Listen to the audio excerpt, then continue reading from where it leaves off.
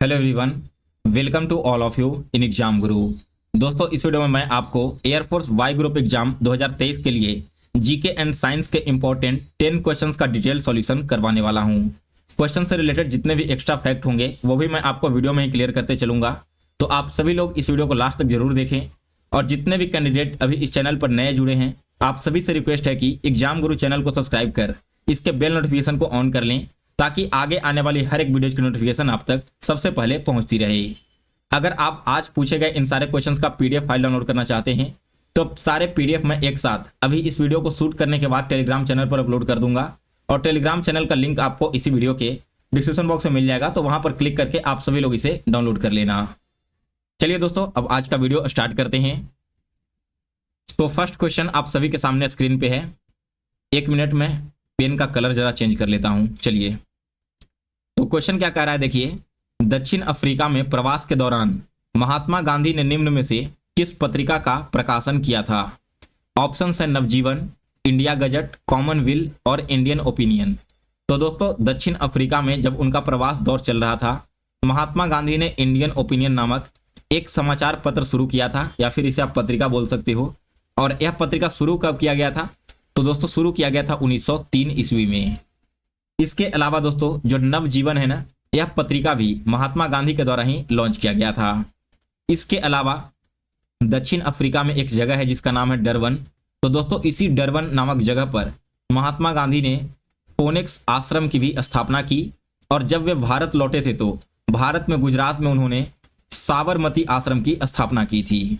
तो यहाँ पर जो मैंने आपको 3-4 एक्स्ट्रा फैक्ट बताए हैं महात्मा गांधी से रिलेटेड, उसे आप सभी लोग याद कर लेना। एग्जाम में ऐसे क्वेश्चन ऑलरेडी पूछे जा चुके हैं। आगे बढ़ते हैं अब दूसरे क्वेश्चन की ओर। तो सेकंड क्वेश्चन है, लिंगराज मंदिर कहाँ में स्थित है? ऑप्शन है मदुरई, तिरुचेंदूर, भुवनेश्वर और उज्जैन। तो इस क्वेश्चन का करेक्ट आंसर है दोस्तों ऑप्शन नंबर सी। यह जो लिंगराज मंदिर है उड़ीसा के भुवनेश्वर में स्थित है। और दोस्तों, बात करें लिंगराज मंदिर की स्थापना की, तो इसे स्थापित करने वाले किंग का नाम था दोस्तों जजाति केसरी। ठीक है ना। यह क्वेश्चन ऑलरेडी एयरफोर्स तो नहीं बट एसएससी जैसे एग्जाम में पूछा गया है, तो राजा का नाम आप लोगों को याद रखना है। इसके अलावा दोस्तों, जो एयरफोर्स में एक क्वेश्चन पूछा गया है अभी, वो था कि महाकालेश्वर मंदिर कहां पर है? तो दोस्तों, यह जो महाकालेश्वर मंदिर है ना, वह स्थित है उज्जैन में। आगे बढ़ते हैं इसके बाद अगले क्वेश्चन की ओर। नेक्स्ट क्वेश्चन नंबर 3, विश्व मानवाधिकार दिवस किस दिन मनाया जाता है? दोस्तों, विश्व मानवाधिकार दिवस मनाया जाता है प्रत्येक साल 10 दिसंबर को, यानी कि डी ऑप्शन इस क्वेश्चन का करेक्ट आंसर है। दोस्तों, 2023 में विश्व मानवाधिकार दिवस अभी मनाया तो नहीं गया है, लेकिन बात करें इससे पहले की, यानी कि 2022 की, तो 2022 में जब विश्व मानवाधिकार दिवस मनाया गया था, उसका थीम था दोस्तों dignity, freedom and justice for all. अब कई बार होता क्या है ना कि एग्जाम में आपसे क्वेश्चन पूछ लिया जाता है ना कि इसका थीम क्या था, वो बताइए। तो आपको मैं जितने भी इंपॉर्टेंट डेज बताऊंगा उसके थीम भी साथ ही साथ कवर करवाते चलूंगा। फिर इसके बाद अगला क्वेश्चन है 4 नंबर, महात्मा गांधी भारतीय राष्ट्रीय कांग्रेस के किस अधिवेशन में सर्वप्रथम शामिल हुए थे? ध्यान रखना दोस्तों, यहाँ पर बात की जा रही है केवल शामिल होने की, अध्यक्षता करने की नहीं बात की जा रही है। तो उन्होंने किस अधिवेशन में हिस्सा लिया था? वे शामिल हुए थे दोस्तों कलकत्ता अधिवेशन में, जो कि 1901 ईस्वी में करवाया गया था। इसके अलावा दोस्तों, एक बहुत ही फेमस क्वेश्चन पूछा जाता है एग्जाम में कि महात्मा गांधी ने इंडियन नेशनल कांग्रेस के वैसा एकमात्र सेशन जिसमें अध्यक्षता की थी, तो यह है दोस्तों बेलगांव का सेशन। और कब हुआ था? तो 1924 में। इसमें प्रेसिडेंट कौन बने थे? तो इसमें प्रेसिडेंट बने थे दोस्तों गांधी जी। ठीक है ना। ये आपको बहुत ज्यादा इंपॉर्टेंट है, इसलिए आप इसे याद रखना। फिर इसके बाद अगला क्वेश्चन है 5 नंबर, कंप्यूटर मेमोरी का सबसे बड़ा साइज कौन सा है? दोस्तों, बात करें कंप्यूटर मेमोरी के सबसे बड़े साइज की, तो यह है एटोबाइट, यानी कि बी ऑप्शन इस क्वेश्चन का करेक्ट आंसर है।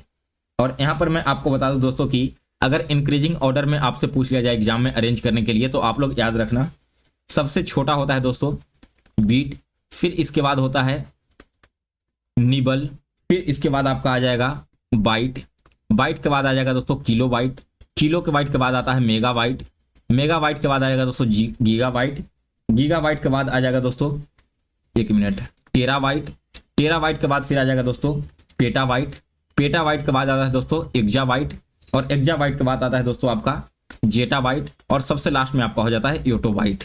तो ये है दोस्तों आपका सबसे स्मॉलेस्ट यूनिट और ये आपका सबसे लार्जेस्ट यूनिट हो गया। इसी वे में आप सभी को याद रखना है।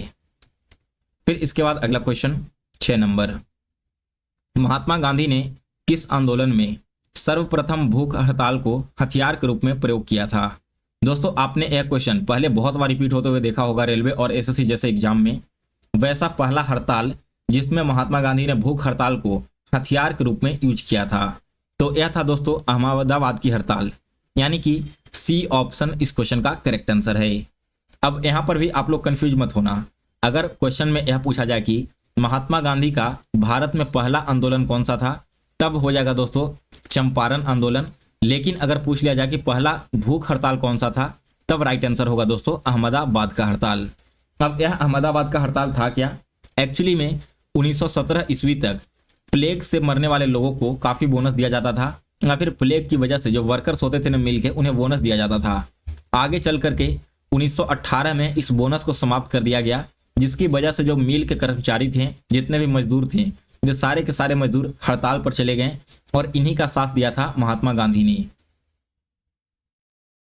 इनके द्वारा जो डिमांड रखा गया था दोस्तों वो था कि मजदूरों की तरफ 50% बोनस मिलना चाहिए, लेकिन बाद में चलकर इसे मैनेज किया गया था 35% बोनस पर, और इसके बाद ही आपकी हड़ताल समाप्त हुई थी।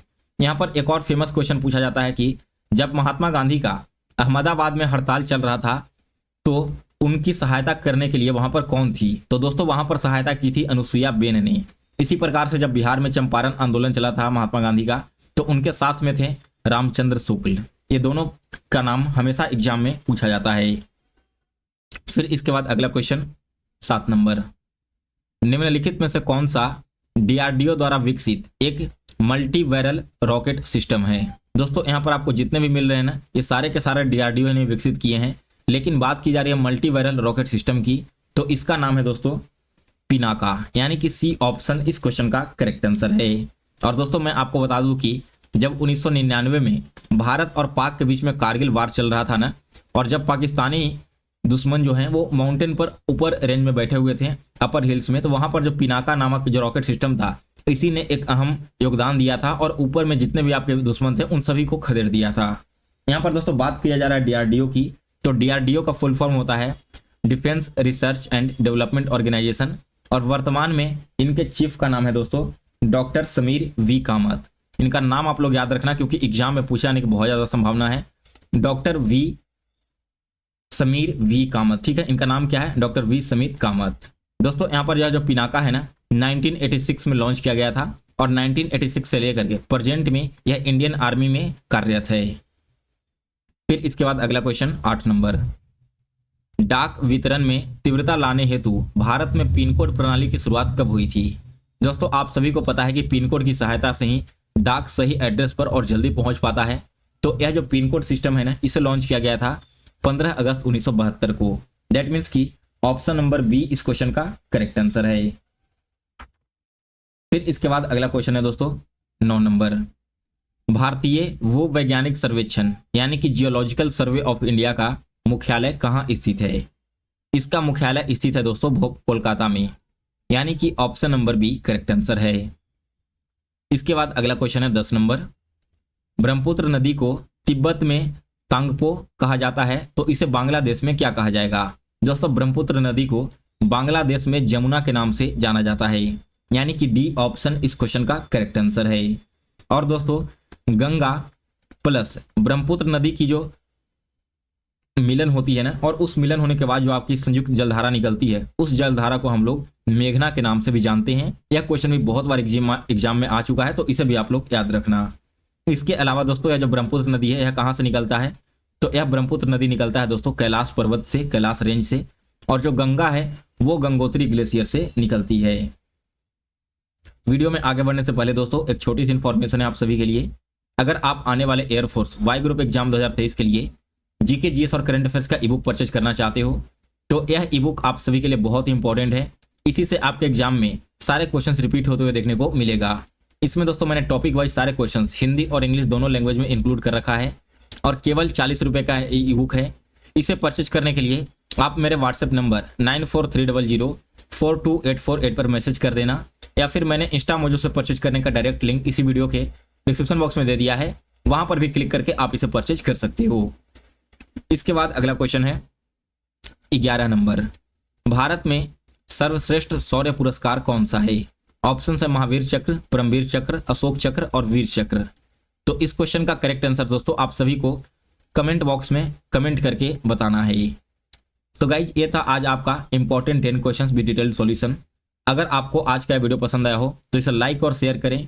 इसी तरह के वीडियोज अगर आप फ्यूचर में भी देखना चाहते हैं तो एग्जाम गुरु चैनल को जरूर सब्सक्राइब कर लें और इसके बेल नोटिफिकेशन को भी ऑन कर लें।